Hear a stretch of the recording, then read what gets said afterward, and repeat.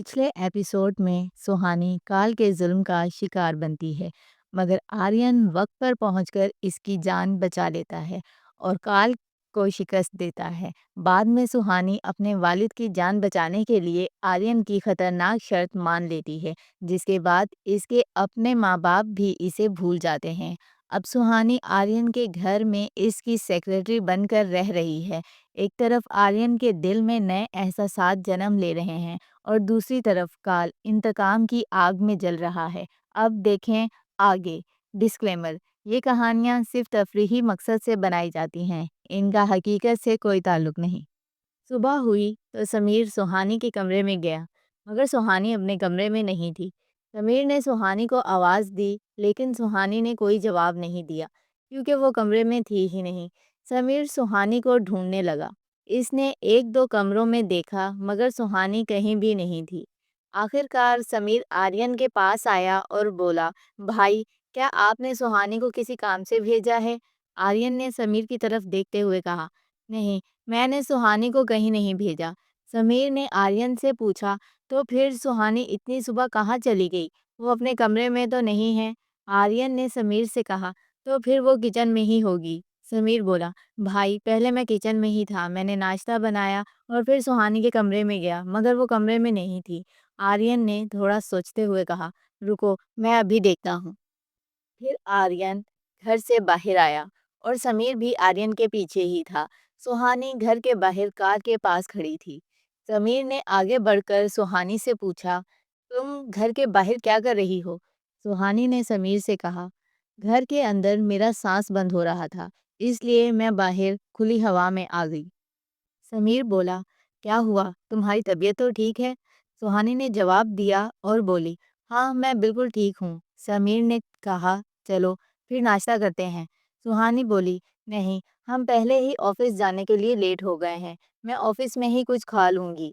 समीर बोलने लगा तो आर्यन ने समीर को खामोश करवाते हुए कहा, अगर सुहानी का खाना खाने का मन नहीं है तो तुम इसे इंसिस्ट मत करो, जाओ घर पर।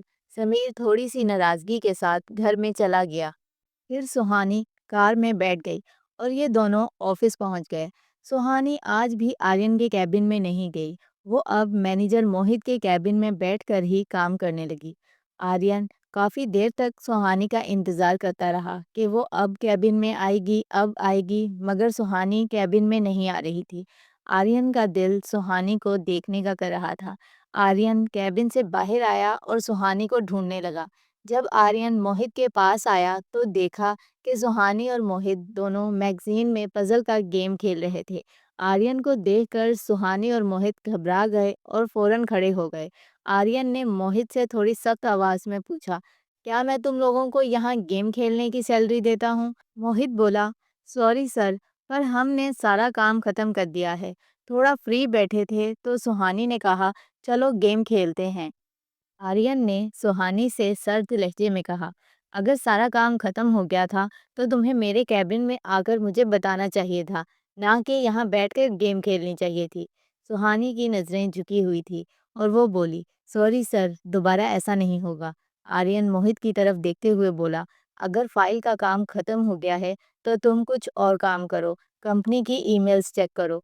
मोहित फौरन बोला, जी सर, अभी चेक करता हूँ। आर्यन ने सुहानी से कहा, और तुम चलो मेरे साथ मेरे कैबिन में। फिर आर्यन वहां से चल पड़ा और सुहानी भी आर्यन के पीछे चल पड़ी। आर्यन सुहानी को अपने कैबिन में ले आया और बोला, तुम्हें मेरे ही कैबिन में बैठकर काम करना है, ना कि किसी और के कैबिन में जाकर। सुहानी बोली, जी सर, दोबारा नहीं जाऊंगी। आर्यन ने सुहानी से कहा, बैठो, इस फाइल को रीचेक करो। सुहानी बैठ गई और फाइल खोलकर देखने लगी। आर्यन सुहानी को ही देखे जा रहा था। सुहानी को डर लगने लगा और वो दिल ही दिल में सोचने लगी, ये मुझे ऐसे घूर कर क्यों देख रहे हैं? क्या ये मुझे मारने का तो नहीं सोच रहे? डर के मारे सुहानी को पसीना आने लगा। आर्यन झुककर सुहानी के पास आया तो सुहानी ने डर के मारे अपनी आंखें बंद कर ली।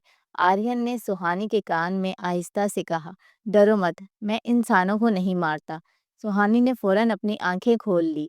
फिर आर्यन ने अपने जादू से खिड़कियां खोल दी ताकि सुहानी को गर्मी ना लगे, और इसके बाद आर्यन कैबिन से चला गया। सुहानी ने एक गहरी सांस ली और खुद से ही बोली, ये जिन तो मन की बातें भी सुन लेता है। अब क्या मन में भी सोचकर ही बोलना पड़ेगा? फिर सुहानी फाइल को रीचेक करने लगी। आर्यन सिर्फ सुहानी को दिखाने के लिए कैबिन से बाहर गया था, मगर हकीकत में वो वहीं सुहानी के पास ही बैठा हुआ था।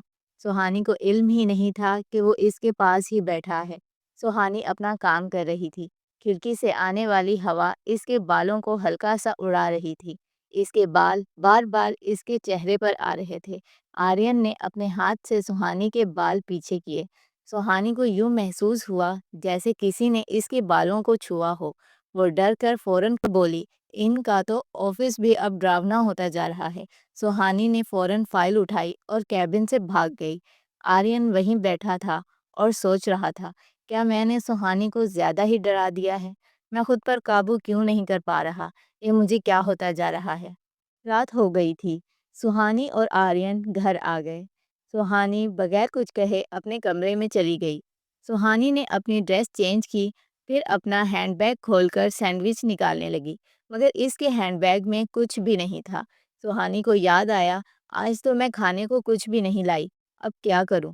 फिर सुहानी सोचते हुए खुद से ही बोली, अब किचन में ही जाकर कुछ खाने के लिए देखना पड़ेगा। सुहानी अपने कमरे से बाहर निकली, मगर इसे बहुत डर लग रहा था। वो चल रही थी तो इसे ऐसा लग रहा था जैसे इसके पीछे कोई चल रहा हो। सुहानी वहां से भागकर जल्दी से किचन में चली गई। वो बहुत घबराई हुई थी और जल्दी से पानी पीने लगी। इसके बाद सुहानी कुछ खाने को ढूंढने लगी कि इतने में पीछे से समीर आ गया। समीर ने सुहानी से पूछा, तुम यहाँ क्या ढूंढ रही हो? समीर की आवाज़ सुनकर सुहानी डर गई। इसके हाथ में प्लेट थी जो गिरकर टूट गई। सुहानी फौरन बोली, सॉरी, मैं ये अभी साफ कर देती हूँ। समीर ने कहा, रहने दो, तुम्हें कहीं लग जाएगी, मैं खुद ही साफ कर देता हूँ। फिर समीर ने फर्श साफ किया। समीर ने सुहानी से पूछा, अब बताओ, तुम यहाँ क्या कर रही थी? क्या तुम्हें भूख लगी है? सुहानी ने ना में सर हिलाते हुए कहा, नहीं, मैं तो सिर्फ यहाँ पानी पीने आई थी। मगर सुहानी के पेट से बहुत आवाज़ें आ रही थी। समीर ने सुहानी से कहा, तुम झूठ क्यों बोल रही हो? क्या तुम्हें अब भी मुझसे डर लग रहा है? देखो सुहानी, मेरे सर पर तो कोई सींग नहीं लगे हुए, ना ही मैं दिखने में डरावना हूँ, बल्कि देखो मेरी तरफ, कितना क्यूट तो लगता हूँ, फिर तुम मुझसे क्यों डर रही हो? सुहानी थोड़ा सा हिचकिचाते हुए बोली, नहीं, मैं तुमसे नहीं डर रही हूँ, बल्कि आजकल तो मैं अपने ही साये से डरने लगी हूँ। समीर मुस्कुराते हुए बोला, अरे डरने की कोई ज़रूरत नहीं, इस घर में ऐसा कुछ नहीं है जिससे तुम्हें डर लगे। भाई हर वक़्त अपना काम करते रहते हैं और मुझे तुम अपना एक अच्छा दोस्त समझ सकती हो। फिर समीर ने सुहानी से पूछा, बताओ क्या खाओगी? सुहानी बोली, तुम फिक्र मत करो, हम उस दिन वेफर्स लेकर आए थे, मैं वही खा लूँगी, मगर पता नहीं मैंने वो कहाँ रख दिए हैं, मिल ही नहीं रहे। समीर बोला, वो तो मैं खा गया। सुहानी फौरन बोली, क्या तुम सारे वेफर्स खा गए, वो भी अकेले? समीर ने कहा, हाँ, मैं खा गया। सुहानी थोड़ी हल्की सी आवाज़ में बोली, अब मैं क्या खाऊंगी? समीर ने सुहानी से कहा, तुम फिक्र मत करो, मैंने तुम्हारे लिए फ्रिज में कुछ फ्रूट्स रखे हैं, तुम वो खा लो, रुको, मैं लेकर आता हूँ।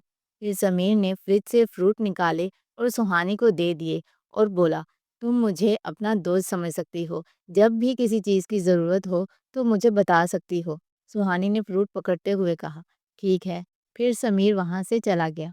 सुहानी ने फ्रूट खाए और फिर वो भी वहाँ से चली गई। सुहानी को नींद नहीं आ रही थी, इसलिए वो छत पर चली गई। काफ़ी देर तक सुहानी छत पर अकेली खड़ी रही। वो अपने मम्मा और पापा के बारे में ही सोच रही थी। दिल में एक सुकून भी था कि इसके पापा अब ठीक हैं। सुहानी चाँद की तरफ देख रही थी। हवाएं तेज़ होती जा रही थी।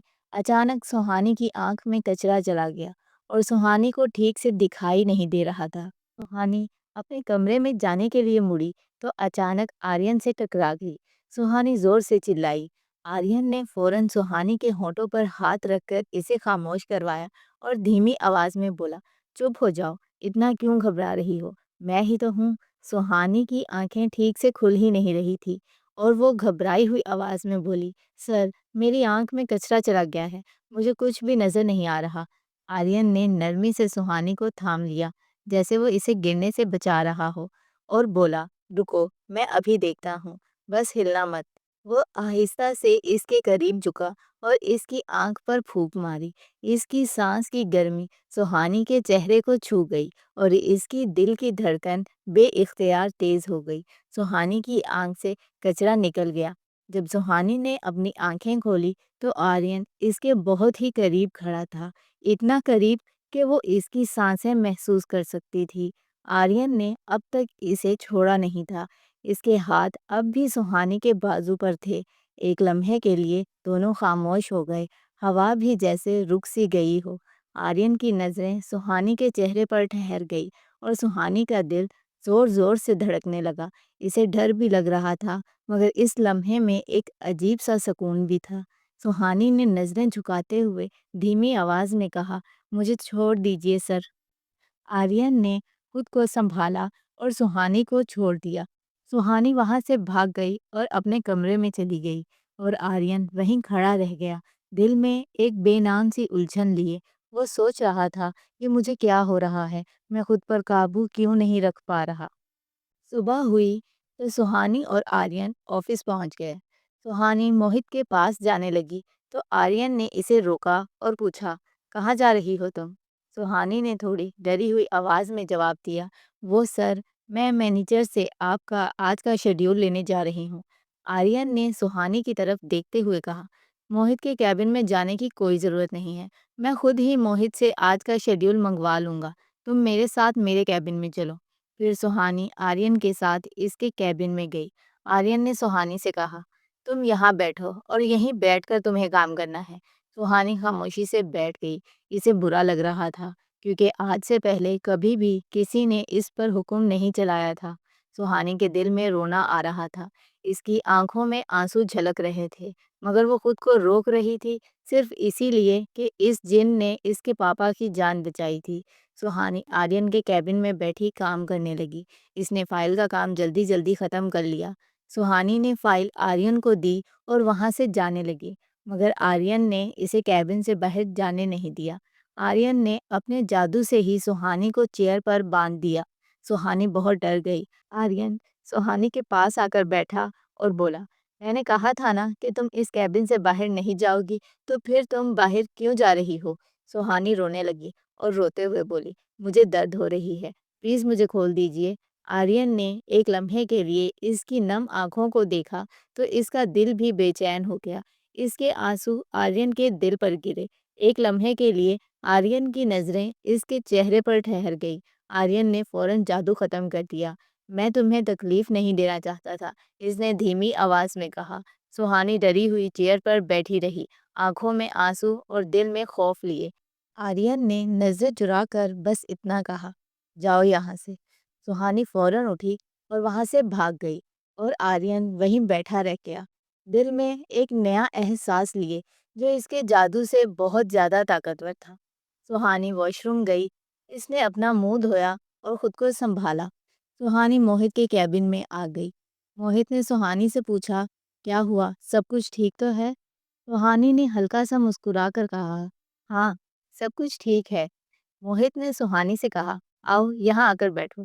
फिर मोहित और सुहानी बैठकर बातें करने लगे और सुहानी अब थोड़ा बेहतर महसूस कर रही थी। मोहित ने सुहानी को बताया, "आज लंच टाइम के बाद हमें एक मीटिंग पर जाना है।" सुहानी बोली, "मगर तुमने कल तो इस मीटिंग के बारे में कुछ नहीं बताया था।" मोहित बोला, "हाँ, मुझे खुद आज सुबह ही पता चला। तुम जल्दी से लंच कर लेना, हम साथ में जाएंगे।" सुहानी बोली, "ठीक है।" फिर सुहानी और मोहित ने साथ में लंच किया। इसके बाद वो दोनों कार में बैठकर मीटिंग के लिए जा रहे थे कि इतने में मोहित के घर से फ़ोन आ गया। मोहित ने फ़ोन पर बात की, फिर फ़ोन बंद किया। इसके बाद मोहित ने सुहानी से कहा, "मुझे एक ज़रूरी काम से घर जाना होगा। क्या तुम अकेली मीटिंग पर चली जाओगी?" सुहानी थोड़ा सोचते हुए बोली, "ठीक है, मैं अकेली ही चली जाऊँगी। तुम्हारे घरवालों को तुम्हारी ज़रूरत होगी।" मोहित ने मुस्कुराते हुए सुहानी को थैंक यू कहा और बोला, "तुम वाक़ई बहुत अच्छी लड़की हो। मैं तुम्हें मीटिंग की लोकेशन सेंड कर दूँगा।" फिर मोहित वहाँ से चला गया। सुहानी अकेली ही मीटिंग करने चली गई। जब इसने कार से बाहर निकलकर अपने फ़ोन में लोकेशन चेक की तो वो दुरुस्त थी, मगर मीटिंग किसी ऑफिस में नहीं बल्कि एक बंगले में थी। सुहानी अंदर जाने लगी तो गार्ड ने इसकी चेकिंग की और फिर इसे अंदर जाने दिया। जब सुहानी अंदर आई तो इसने देखा कि घर में हर तरफ गार्ड्स खड़े थे। एक नौकर सुहानी को अंदर लिविंग रूम में ले गया और बोला, आप यहाँ बैठें, मैं सर को बुला कर लाता हूँ। सुहानी वहाँ अकेली बैठी थी कि अचानक जब इसकी नज़र उस शख्स पर पड़ी तो वो हैरत से खड़ी हो गई। वो और कोई नहीं बल्कि विकी मेहरा था, वही जिससे सुहानी पेरिस में मिली थी। विकी भी सुहानी को देखकर हैरान हो गया और बोला, तुम यहाँ क्या कर रही हो? सुहानी ने फौरन फाइल खोलकर देखी तो इस पर विकी की ही कंपनी का नाम लिखा हुआ था। विकी ने दोबारा सुहानी से पूछा, तुम मेरे घर पर क्या कर रही हो? सुहानी ने थोड़ा सोचते हुए कहा, मैं यहाँ मीटिंग करने के लिए आई हूँ। विकी ने कहा, मगर मेरी मीटिंग तो किसी आर्यन सिंघानिया से है। सुहानी ने जवाब दिया और बोली, मैं उनकी तरफ से ही आई हूँ। विकी बोला, ओह अच्छा, आओ बैठो, बैठकर बात करते हैं। सुहानी सोच रही थी, उस जिन ने तो कहा था कि मैं किसी को याद नहीं रहूंगी, तो विकी को मैं कैसे याद हूँ? विकी सुहानी के पास बैठ गया और बोला, मैं परसों ही इंडिया आया हूँ। मैं तुम्हारे घर भी गया था, मगर तुम मुझे वहाँ मिली ही नहीं। सुहानी सर्द आवाज़ में बोली, मैं यहाँ मीटिंग करने आई हूँ, ना कि अपनी पर्सनल लाइफ डिस्कस करने। विकी ने सुहानी का हाथ पकड़ते हुए कहा, मीटिंग भी कर लेंगे, पहले तुम मुझे एक बात तो बताओ, तुम्हारे पापा ने ऐसा क्यों कहा कि उनकी कोई बेटी नहीं है?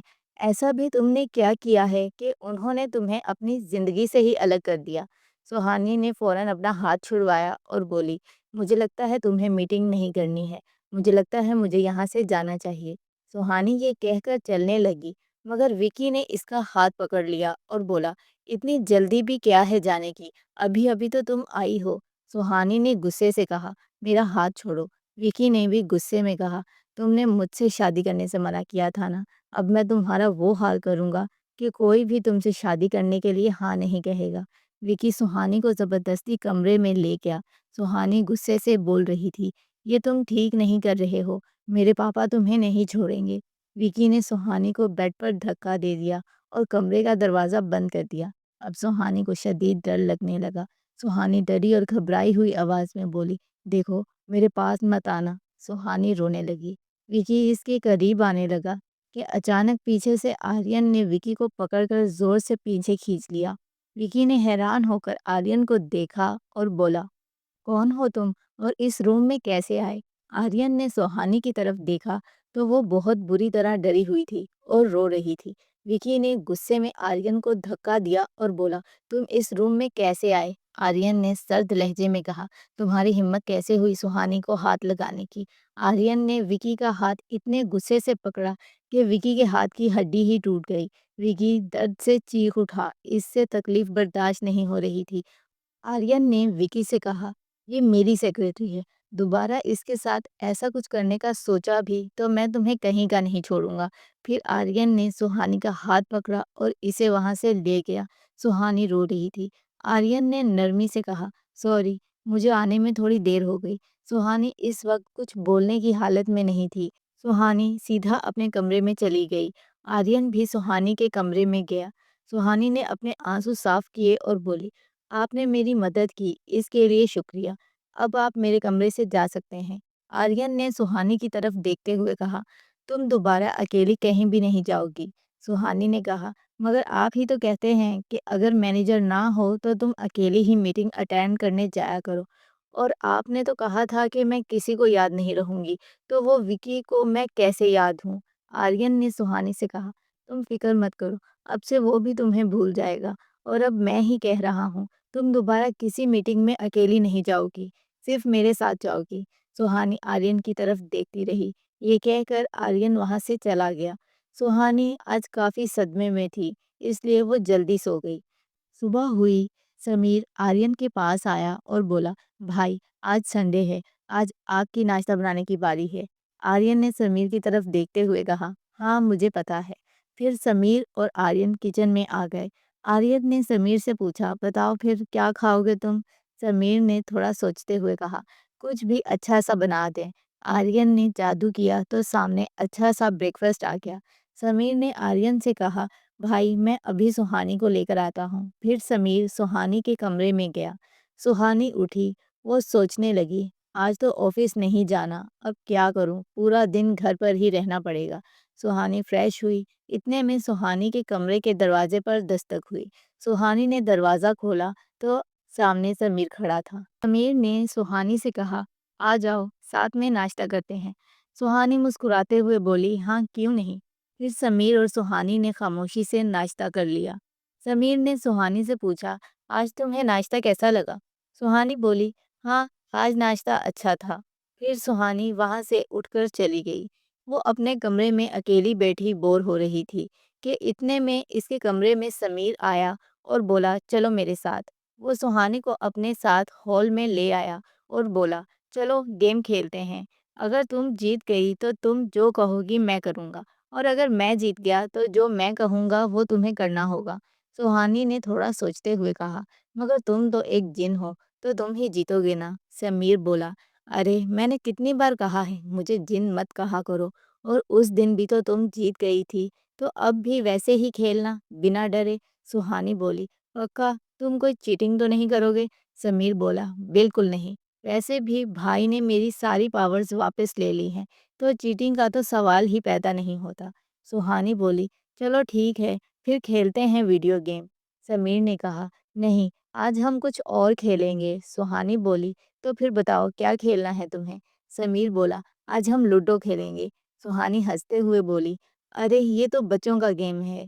समीर बोला, तो क्या हुआ, चलो खेलते हैं। फिर सुहानी और समीर बैठकर लूडो खेलने लगे।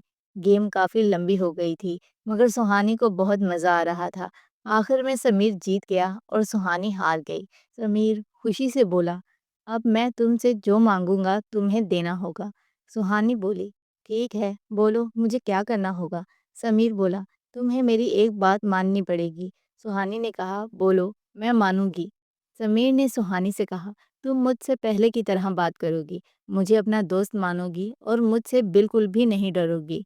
पता है सुहानी, तुम वो पहली लड़की हो जिसने मुझसे बात की, मेरे साथ गेम खेली और मेरे साथ शॉपिंग पर गई, क्योंकि इससे पहले ना तो कोई मेरा दोस्त बना और ना ही किसी ने मेरे साथ कोई गेम खेली।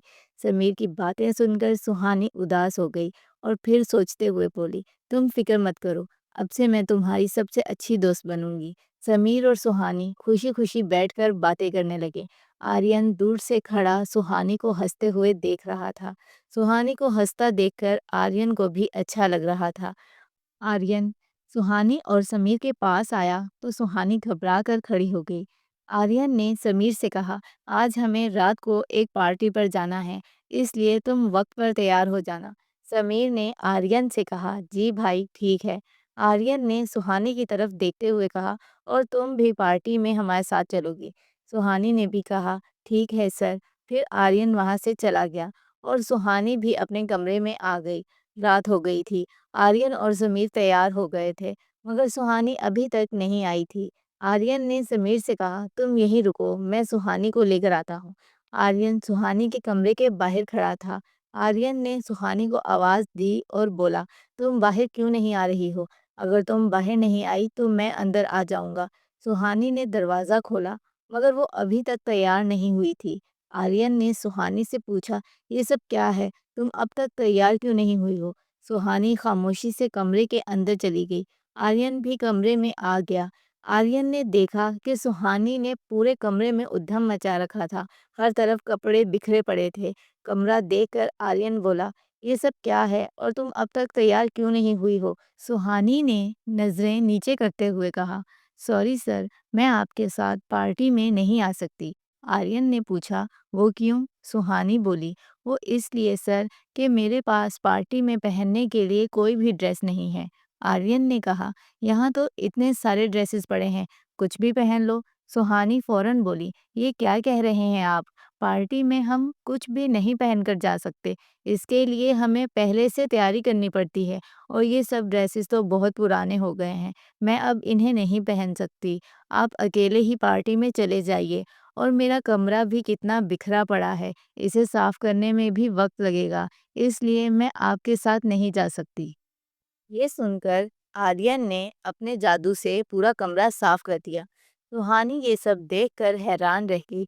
आर्यन ने नरमी से सुहानी से कहा, अपनी आंखें बंद करो। सुहानी ने हिचकिचाते हुए अपनी आंखें बंद कर ली। आर्यन ने सुहानी पर जादू किया। हल्की सी रोशनी सुहानी के गिर्द फैल गई, जैसे किसी ने चांदनी को इसके वजूद में समो दिया हो। फिर आर्यन ने सुहानी से कहा, अपनी आंखें खोलो। सुहानी ने आहिस्ता से आंखें खोली और आईने में खुद को देखा। वो लम्हे भर के लिए खुद को पहचान ही ना पाई। आर्यन की नज़रें चंद लम्हे के लिए सुहानी पर ठहर गई।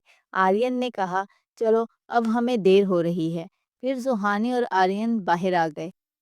समीर ने सुहानी को देखते हुए कहा, तुम बहुत खूबसूरत लग रही हो। सुहानी मुस्कुराते हुए बोली, थैंक यू। सुहानी ने समीर से कहा, तुम भी आज अच्छे लग रहे हो। समीर ने हैरानगी से पूछा, क्या तुम सच बोल रही हो? कहीं झूठ तो नहीं बोल रही? सुहानी बोली, नहीं, मैं सच बोल रही हूँ। तुम आज वाकई ही अच्छे लग रहे हो। समीर हंसते हुए बोला, मैं तो रोज़ ही क्यूट लगता हूँ। तुम खामखा ही मुझसे डर रही थी। फिर समीर ने आर्यन से कहा, चलिए भाई हम चलते हैं। आर्यन ने जादू किया और ये तीनों पार्टी में पहुंच गए। आर्यन ने समीर से कहा, तुम सुहानी के साथ ही रहना। समीर बोला, जी भाई आप फिक्र मत करें, मैं सुहानी के साथ ही रहूंगा। कुछ लोग आर्यन के साथ बिजनेस की बातें करने लगे। सुहानी से कोई भी बात नहीं कर रहा था और ना ही कोई इसे पहचान रहा था। समीर और सुहानी साइड में खड़े आपस में बातें कर रहे थे। इतने में एक वेटर से सुहानी की ड्रेस पर कोल्ड ड्रिंक गिर गई। वेटर फौरन माफ़ी मांगने लगा और बोला, सॉरी मैम, ये गलती से हो गया। पता नहीं कैसे मेरा पाँव फिसल गया। समीर ने गुस्से से वेटर से कहा, क्या सॉरी, पूरा ड्रेस खराब कर दिया तुमने। सुहानी ने समीर को खामोश करवाया और वेटर से कहा, कोई बात नहीं, तुम जा सकते हो। वेटर वहाँ से चला गया। सुहानी ने समीर से कहा, तुम यहीं रुको, मैं वॉशरूम होकर आती हूँ। समीर बोला, चलो मैं तुम्हें दिखा देता हूँ कि वॉशरूम कहाँ पर है। फिर समीर ने कहा, जाओ, सामने ही वॉशरूम है, मैं यहीं खड़ा हूँ। सुहानी वॉशरूम में अपनी ड्रेस साफ कर रही थी। बाहर समीर अकेला खड़ा था कि इतने में विकी आ गया। विकी ने समीर को धक्का दिया और इसे वॉशरूम में बंद कर दिया। जब सुहानी बाहर आई तो इसके सामने विकी खड़ा था। सुहानी घबरा गई और समीर को आवाज़ लगाने लगी। विकी तंजिया मुस्कुराहट के साथ बोला, किसे बुला रही हो? जो यहाँ खड़ा था, मत आवाज़ लगाओ उसे, मैं उसे पहले ही ठिकाने लगा चुका हूँ। विकी ने सुहानी का हाथ पकड़ा और इसे जबरदस्ती छत पर ले गया। सुहानी चीख रही थी, छोड़ो मुझे, ये तुम क्या कर रहे हो? तुम ठीक नहीं कर रहे हो। मगर विकी ने इसका हाथ नहीं छोड़ा। वो इसे छत के किनारे पर ले आया और बोला, तुम्हें थोड़ा सा दर्द बर्दाश्त करना पड़ेगा मेरी जान, फिर तुम सदियों के लिए मेरी हो जाओगी। सुहानी डरी हुई आवाज़ में बोली, तुम होश में तो हो? क्या बोल रहे हो? अगर मैं यहाँ से गिरी तो मर जाऊंगी। विकी हंसते हुए बोला, यही तो मैं चाहता हूँ। इसी पल विकी का चेहरा बदल गया और वो काल बन गया। काल ने विकी के जिस्म पर कब्जा कर लिया था। सुहानी काल को देखकर डर गई। काल ने सुहानी को धक्का दे दिया।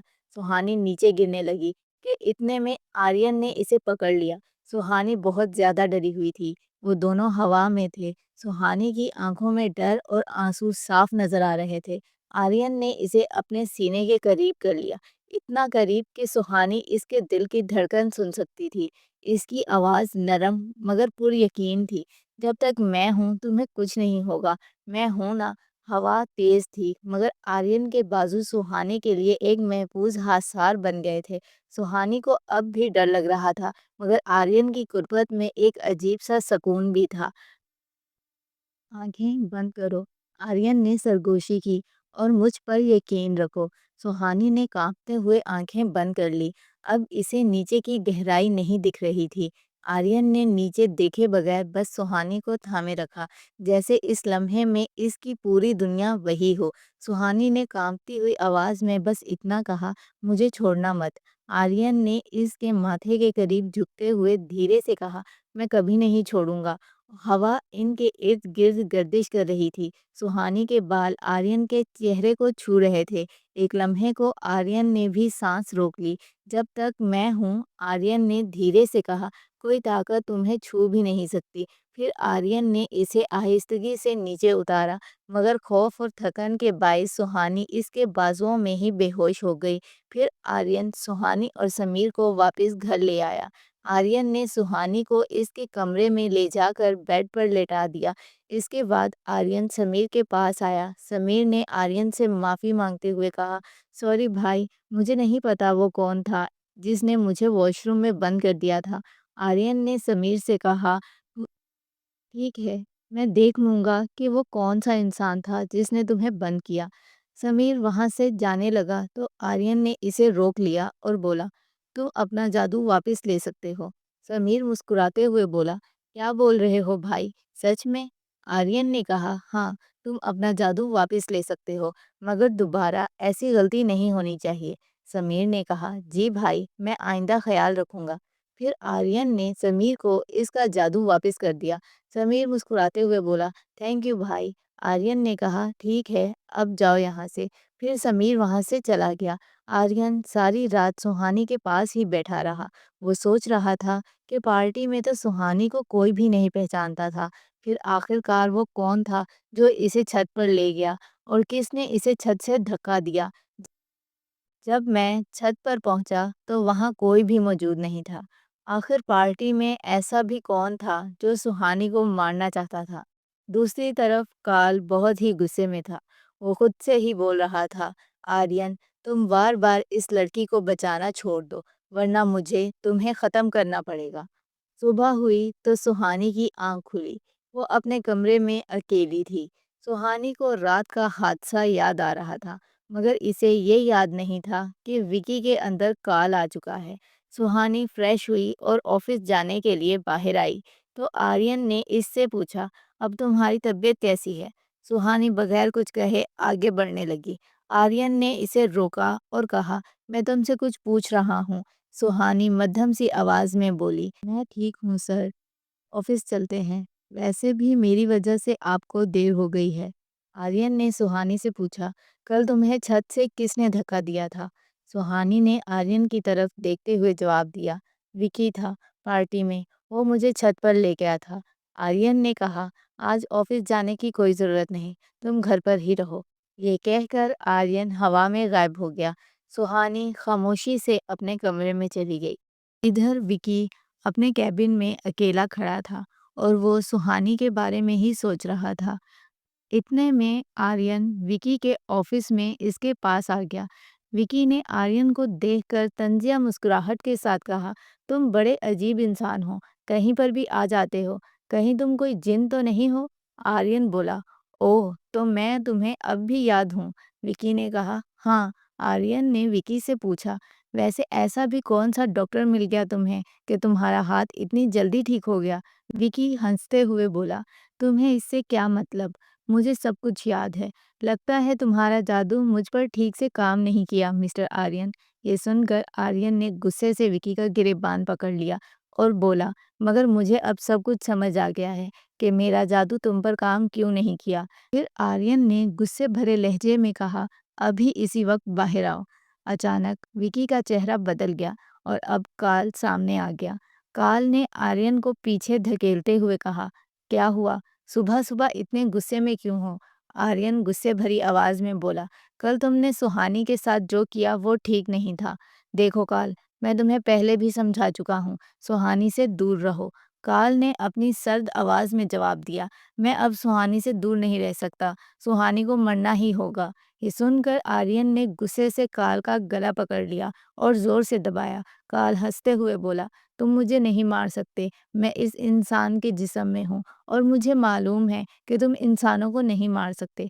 आर्यन ने काल को जोर से जमीन पर गिरा दिया और कहा, मैं तुम्हें आखिरी बार समझा रहा हूँ, सुहानी से दूर रहो। अगर मैंने अपनी हद पार की तो तुम्हें खुद पता है फिर क्या होगा। ये कहकर आर्यन हवा में गायब हो गया और काल खांसते हुए खड़ा हुआ और बोला, मैं भी देखता हूँ तुम क्या ही कर लोगे। काल मुस्कुरा रहा था और आर्यन को पहली बार ये एहसास हुआ कि ये जंग सिर्फ ताकत की नहीं, बल्कि सुहानी की किस्मत की है। अगला वार किस पर होगा, सुहानी या खुद आर्यन पर? जानने के लिए देखिए नेक्स्ट एपिसोड। और अगर आपको ये वीडियो पसंद आई तो लाइक, शेयर और कमेंट करना ना भूलें और सब्सक्राइब करें मज़ीद ऐसी दिलचस्प कहानियों के लिए। और अगर आपने अब तक इस कहानी के पिछले एपिसोड्स नहीं देखे तो अभी देखें, लिंक डिस्क्रिप्शन में मौजूद है।